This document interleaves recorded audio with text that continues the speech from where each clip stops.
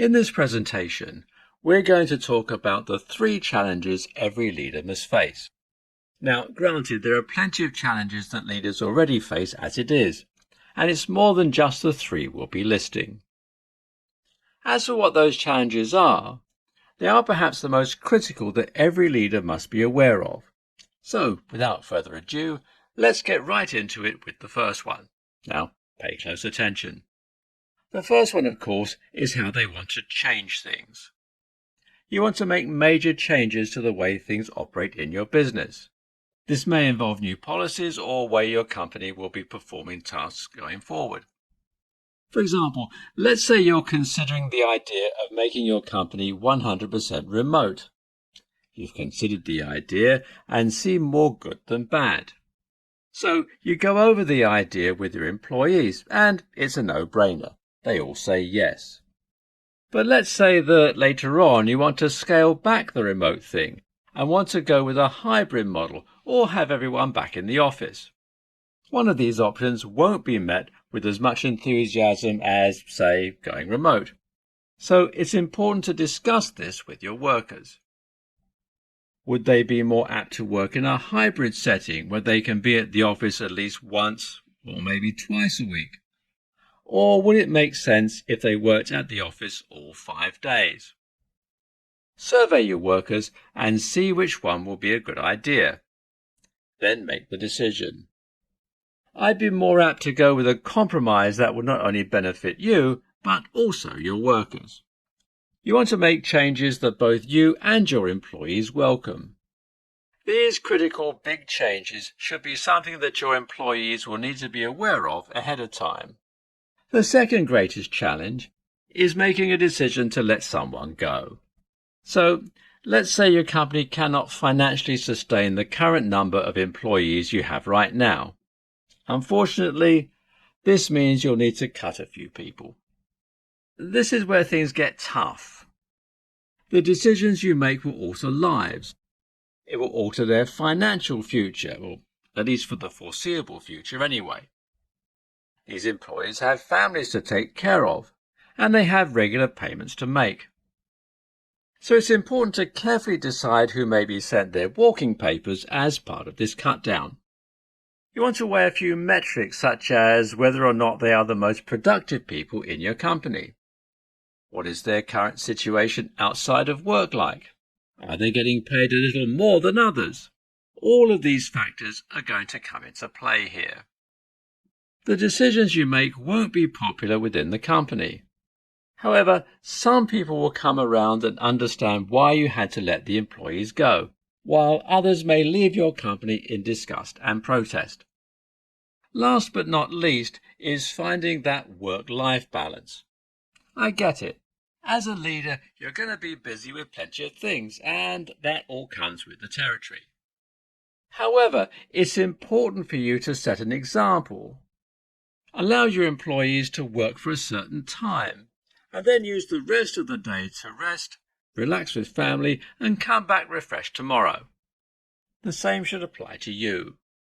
This is a decision you can discuss within the company. What kind of needs do they have? How will it make more sense to adjust the scales of work-life balance? This has been a presentation of the 3 challenges every leader must face, and I hope you've learned something from it. Be aware of these challenges and make the best possible decisions going forward.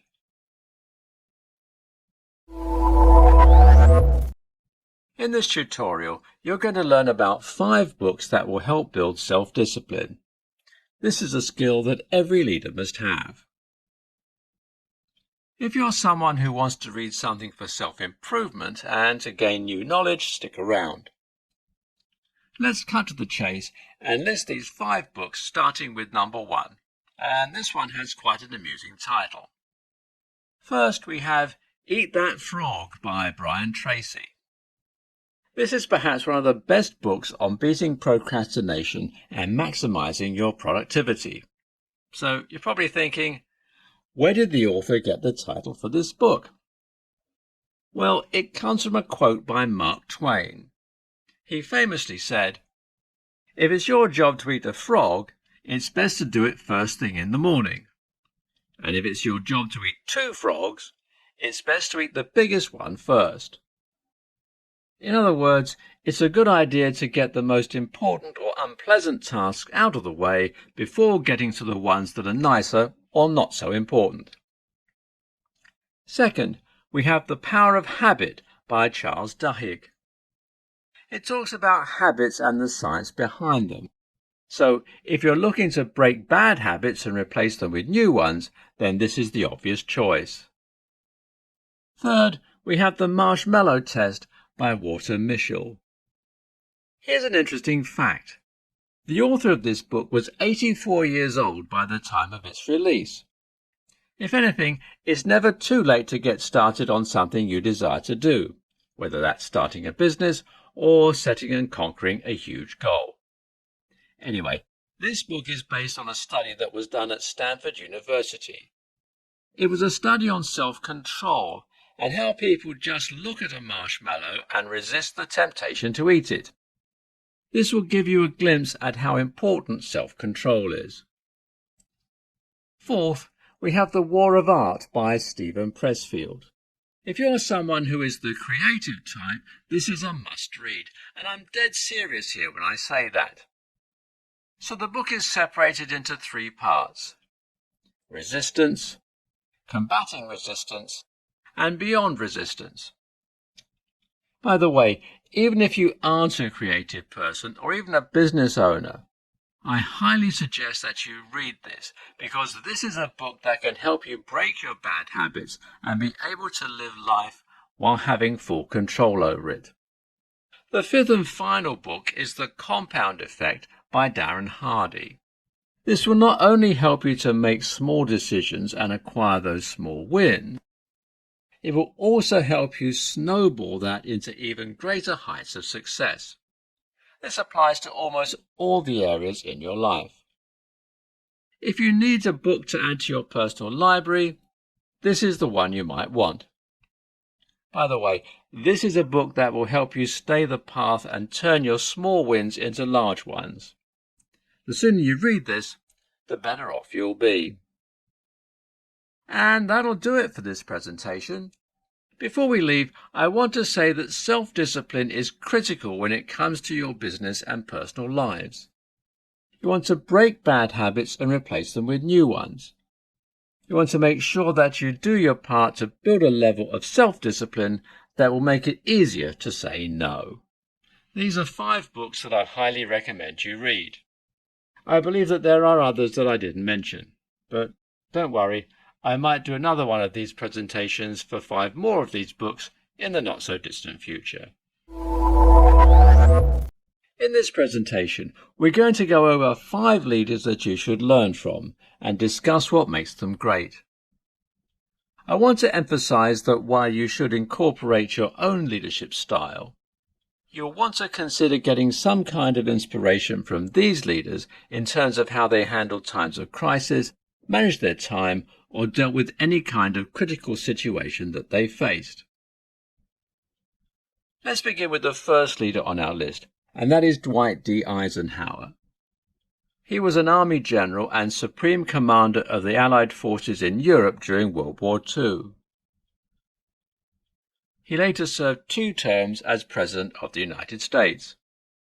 He developed a model for time management known as the Eisenhower Matrix.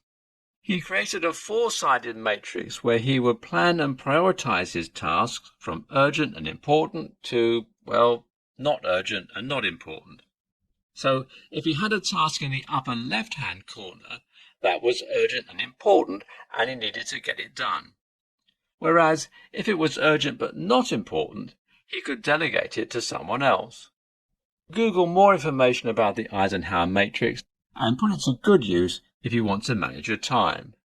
Second on the list, we have Walt Disney. He made a crucial decision that could either make or break his production company, whether he should or should not make a feature-length animated cartoon. He decided to press ahead, despite nobody having made such a movie before. When Snow White and the 7 Dwarfs came out in 1937, it saved the Disney Corporation from bankruptcy. Since then, it has become one of the more recognized companies in the world. This happened because Disney had to make a decision that may either save his company or drive it under. He wasn't afraid to take risks, and it paid off big time. Number 3 on the list is someone who perhaps was one of the greatest communicators the world has ever known. Sir Winston Churchill. He was the Prime Minister of the United Kingdom during World War II, and he spoke regularly to the people of the country. He did it so people would understand him. During his speeches, he would inject a bit of humour and keep people on their toes. He knew what to say and how to say it, and the country listened. He was credited for saving the United Kingdom from Hitler and the Nazis. 4th on the list, whether you're religious or not, is Mother Teresa of Calcutta. She is someone whom I consider a great leader because of her emphasis on compassion. She spent much of her life helping the poor, the sick and the dying. She cared for them and did everything she could to help lighten the workload of other people who worked along with her. Needless to say, she was kind, was able to listen to people, and was able to empathize with them. Last on the list is Dr. Martin Luther King Jr. His famous "I Have a Dream" speech was perhaps one of the greatest given by someone who has never held a political office. He did it in a time when he wanted people to live together in peace without resentment.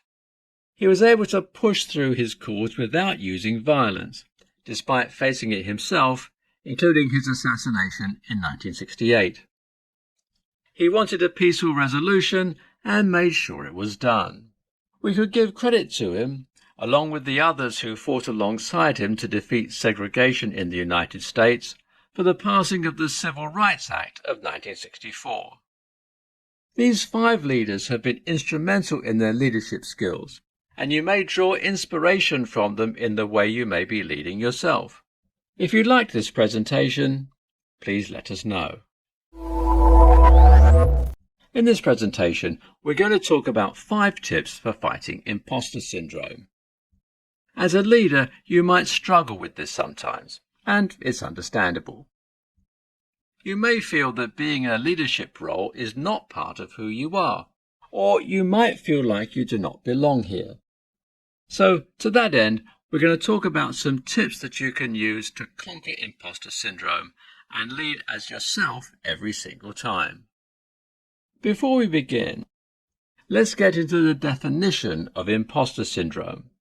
It's defined as having that sense of self-doubt based on your accomplishments, particularly in business. So you'll feel like you got here based on luck, or feel like you need to pull yourself away from others so no one knows the method to your madness, so to speak. There are so many symptoms of imposter syndrome, and those are 2 of the major ones. With that said, let's take a look at 5 tips to combat it. Here we go. Number 1. You want to recognize the symptoms and signs. So again, that includes feeling like you got lucky to land a leadership position, or you hold yourself to very high standards. You may find it difficult to accept praise, and of course, you may feel like you're not good enough. So you want to be aware of this. Self-awareness will allow you to catch yourself saying certain things or making certain actions. So, with that in mind, if you notice that you are displaying the symptoms, then make sure you're able to correct them soon. Second, you want to make sure that you are not alone in this fight. You may be one of many leaders that have suffered from this. I wouldn't be surprised if leaders like Elon Musk, Jeff Bezos, or even Queen Elizabeth II might have secretly suffered from some kind of imposter syndrome. Third, you want to accept the fact that being a perfectionist is pointless. Settle for having a task done. It's good enough and it accomplished a certain goal. Look, nothing will ever be perfect. There are rare cases where perfection happens, but other than that, you have a better chance of winning the lottery than achieving perfection, and even that's a challenge on its own. Fourth, I believe it's important to be kind to yourself. Everyone starts at 0. You started from somewhere, and it certainly wasn't the top of the mountain. You want to make sure that you talk to yourself in a positive way, especially if you suffer from a setback. You don't want to get into the negative self-talk, because repeated amounts of it will become part of your belief system. You don't want that. Believe in the positive. Believe in yourself, and the actions will show. Finally, the 5th tip is to seek out a mentor for help. Each leader had a mentor, and I know you did as well. So, if something feels off, you can reach out to them for questions or advice. They'll make sure to point you in the right direction. And you might feel encouraged to continue because they are perhaps the reason why you're in a leadership position in the first place. So, with that said, I hope you enjoyed this presentation. I want to close by saying that imposter syndrome is nothing new with leaders. It's actually easier to defeat than you realize. So, follow these tips. Take claim of what's yours and really own it.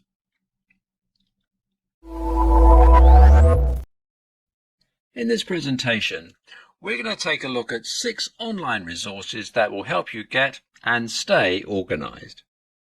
Yes, organization can be a challenge, and yet we live in an age where it can be done in a digital setting. With so many online resources out there, you'd be hard-pressed to choose some of the best that will keep you organized day in and day out. Let's take a look at 6 of the ones that I think are worth checking out. First off is Evernote. This app can be a miracle worker for those who want to write down ideas and access them via the cloud. You can open up your Evernote app on your phone, write it down, and you can access it on a computer if you need to. This saves notes, web pages, and so much more. And you can share it with other Evernote users. Next on the list, we have none other than Google Drive. So you have your files accessed via the cloud. You also have Google Docs, Slides, Sheets, and so on. You'll have synchronized organization with the touch of a button. If you need to access your files just about anywhere, Google Drive has you covered.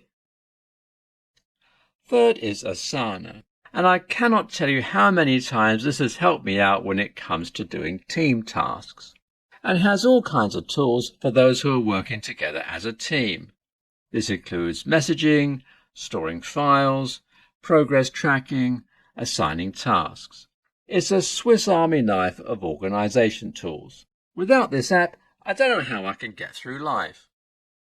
The good news is that it's free for teams that have 15 people or less, and you have unlimited usage of so many tasks there.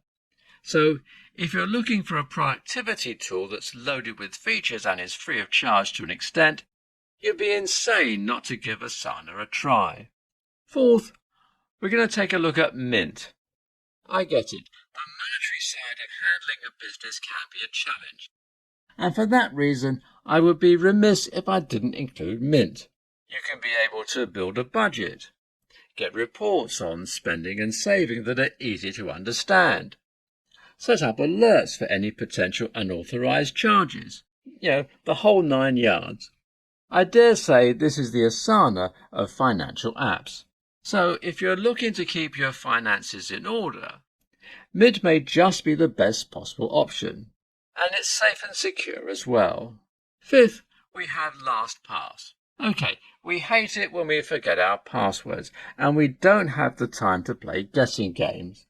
So for this reason, you have a free password tool that will keep all your passwords in one place. And it's safe, secure, and compatible with many of the web browsers we use today. Plus you get autofill, which will make it easy and quick. Last but not least, we have Pocket. Oh yes, this is perfect for when you want to save some videos and articles for later. You may not have time to read or watch them because things are hectic and busy. No problem. All it takes is one click of a mouse or one touch of your phone screen. Boom, it's saved. So you won't have to spend hours later trying to hunt it down. Well, that's it for the 6 online resources to help you get and stay organized. I hope this was helpful to you, and we'll see you next time. In this presentation, we're going to talk about 6 tips on how to have difficult conversations. This can be with an employee that you may be planning on letting go, or this may be to a group of people. Needless to say, this is one of the greatest challenges as a leader, because this may or may not involve decisions where it can alter the future of someone's life. Since this topic has a lot of gravity, let's begin. First, you want to survey the situation. What is causing this difficult conversation to happen? Is the company undergoing a financial crisis, for example? Is there a problem where you may have to let people go? From there, you'll want to plan out how you're going to break any bad news to anyone, be it an individual or the entire group of employees. Second, it's important to set a time for it. You want to make sure it happens at a time when you are not disrupting the employee or the group. There are 2 best times to do this, either at the end of the day or the end of the week. It's important not to do it beforehand because it will likely affect the workers' productivity. They won't be able to focus on getting the tasks at hand done. So resist the urge to say what you have to say right away and hang on until there is a good opportunity to sit down and have this discussion. Third, you need to present the facts. What is warranting this difficult decision? It's important that you do your homework, get the facts straight, and let the employee or group know. You don't want to use any kind of terms that can confuse or easily be misunderstood. You want to make sure that you have the data to back up your facts if necessary. For example, if there is financial trouble, show the charts that prove the data and facts. Fourth, it's important to give your employee or employees the opportunity to speak. Give them their say on the matter. Be sure you're listening and make sure to repeat what they say if possible to ensure you understand them correctly. Take notes and be sure to ask any additional questions. Fifth, you want to document the conversation. Keep a record of what was being said between you and the employees. You want to make sure things are clear and easy to understand. Don't put yourself in the position of having to try and remember everything. You can always go back and use the documents to see what was said. Finally, make a plan to resolve the conflict. If it's with one employee, it may be some kind of probationary period because of a rule violation. Or if it involves the entire company, you want to formulate a plan to correct the direction that the company may be going in. This may include budget cuts, laying people off, and so on. In such a situation, there will be more difficult conversations to come. With that said, I hope this presentation has been informative. As a leader, you need to be aware that having difficult conversations will come with the territory. Not only that, but these conversations will lead to actions that may be difficult in themselves. I can say for certain that you will have many difficult conversations for as long as you are in a leadership position. It's important to be prepared, remain calm, and make sure that you have the ability to communicate with the others involved. Thanks for watching this presentation and take care. In this presentation, we'll be going over the 8 qualities of a great leader. This should serve as some kind of inspiration as you assume a leadership role in your own right. At the same time, you'll also want to keep these in mind whenever you have the opportunity to put yourself in a leadership position if such an opportunity were to arise. So let's cut right to the chase and get started with the first quality on our list. Number 1 is integrity. I think this is important because integrity is key in being a successful leader and in turn having a successful business. You want to hold on to your beliefs and never waver on them. At the same time, you want to do good on your promises and never cut corners. You want to take action and think things through. The last thing you want to do is lead when it's only you that gains something and everyone else gets nothing. Let's segue that into the next quality, and that's honesty. You want to be trusted and respected by them. If you lie to them or renege on any promise you may have made, you're going to get the exact opposite. Third on the list, we have innovation. A great leader will want to think of ideas that are outside of the box, the kind of ideas that are considered out of the norm. An innovative leader will want to listen to inputs from their team members and allow for discussion, because there may be something better that comes along, and it might be an idea that's better than the original. The fourth quality on the list is being able to listen, and this sort of ties into the previous quality. You want to listen to what people are saying when you're having those discussions. At the same time, listening comes in handy when you want to discuss vital changes with your employees. You want to make a note of what they said because it can and will impact the decisions you make going forward. The fifth quality, and I believe this is perhaps one of the most vital, is being a strong communicator. It's perfect to follow up listening with this, because this is half of the battle when it comes to communicating with your team members. You want to ask thought-provoking questions. At the same time, you want to discuss your thoughts on the matter. It's about getting your message across as effectively as possible. 6 is self-confidence. I've yet to meet a leader who is not confident in his or her abilities. If you believe in yourself and believe you can do the right thing, that's self-confidence. Even if people don't agree with the decision, you know that as a leader, you are confident in what's best for your business going forward. 7th, we have delegation. I think it goes without saying that you can't do everything on the to-do list. You have priorities to focus on, so it's important to delegate certain tasks to those around you. And finally, number 8, we have decision-making skills. A great leader must be able to make decisions no matter how tough they are. Sometimes it takes some thinking over, and other times it's a race against time. It'll get to the point where you need to make a decision fast. It's do or die, sink or swim. There's not enough time to think. This ties into the problem-solving skills that you as a leader must have. I hope this presentation was informative, and if it was, please let us know. Thanks. In this tutorial, we'll talk about how you can uncover your own leadership style. It's important to positively identify the traits that will determine the kind of leader you are. So, the question you want to ask yourself is, what type of leadership do I possess? Let's take a look at the following.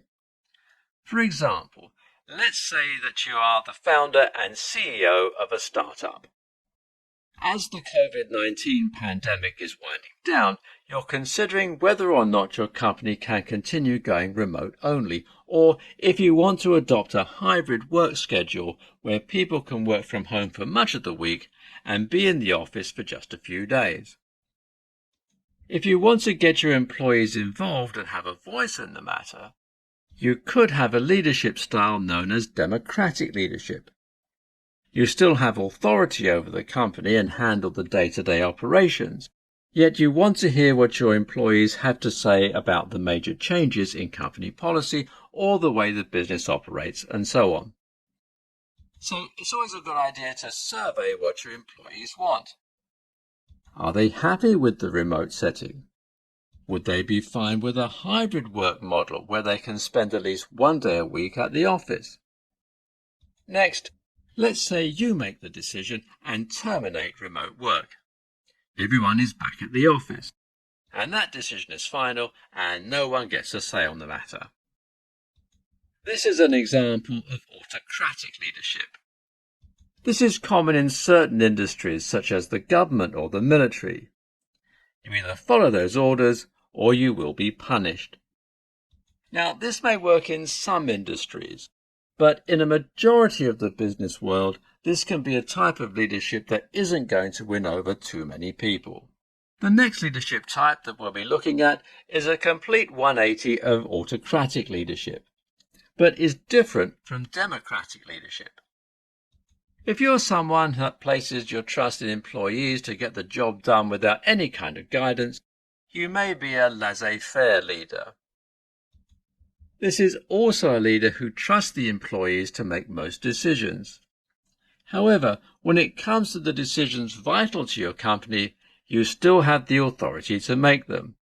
But again, you may want to defer to that aspect of democratic leadership and let employees in on what could change.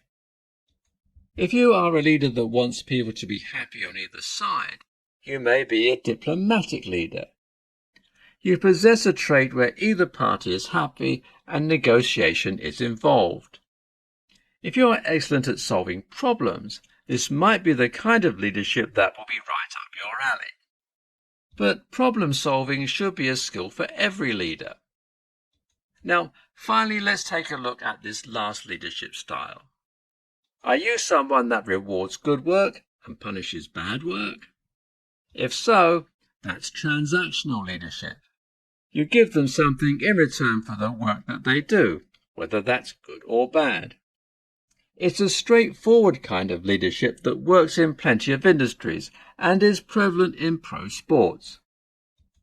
If you're a star baseball player that hasn't hit home runs or continues to make errors when you're an outfielder or a baseman, you're going to get benched. If you perform well, then you get more playing time. Make sense? We hope this tutorial has been helpful, and I encourage you to take time to think about what leadership traits will match the style that best suits you.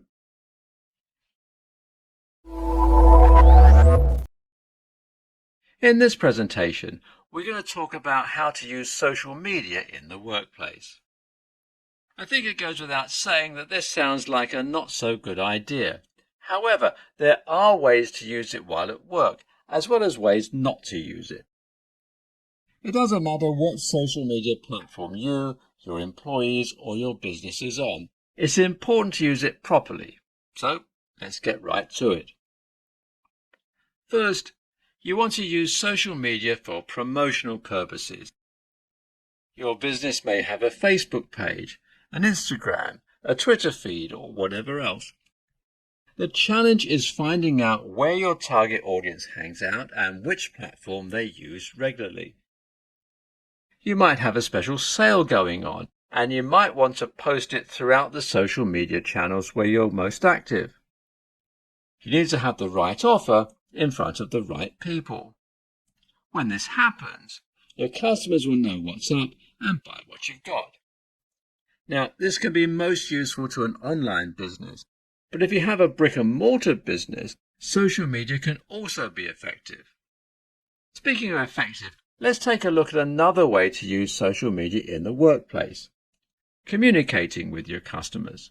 Your customers may have something nice to say about your products or services, and they might leave you a positive review. On the other side of the coin, you have the negative reviews. This is your chance to rectify the situation and talk to them. You want to be authentic and helpful. Some may be unwilling to talk, and you may have lost a customer. If that's the case, then it is what it is. Otherwise, you might want to solve the problem and help them out. This could mean giving them store credit or their money back. This all depends on your policy. Social media is one way for your customers to communicate with you. Third, offer a little bonus for those who have followed you on social media or have signed up for your email newsletter.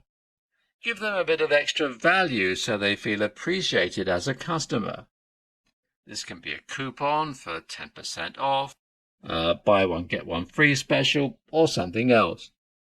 You may keep track of your followers, and you may offer them something nice as a way to say thank you. If you do that, you might have lifelong customers. Finally, we have a behind the scenes post.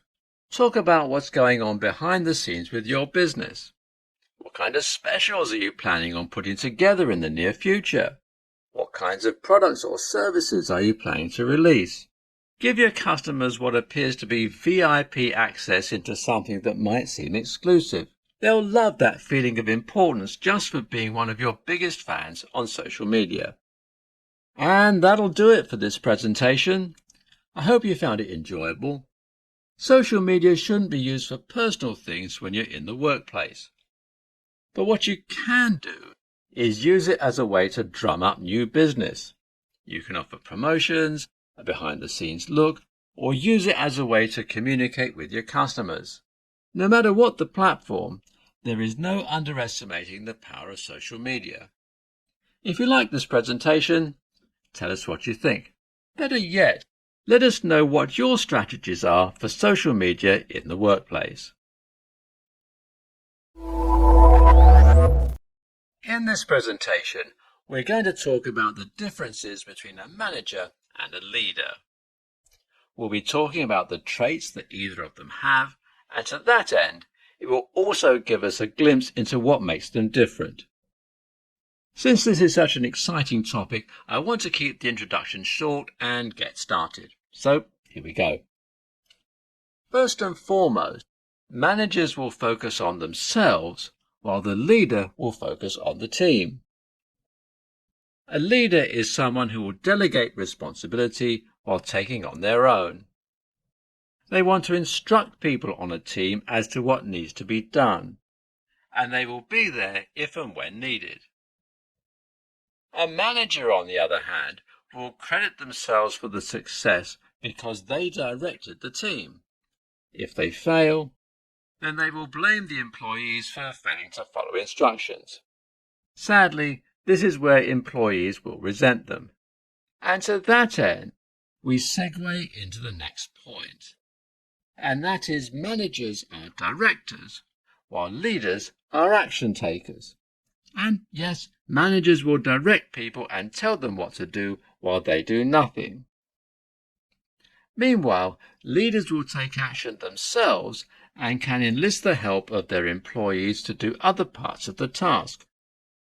Of course, if there are other things that need to be done, a leader will delegate.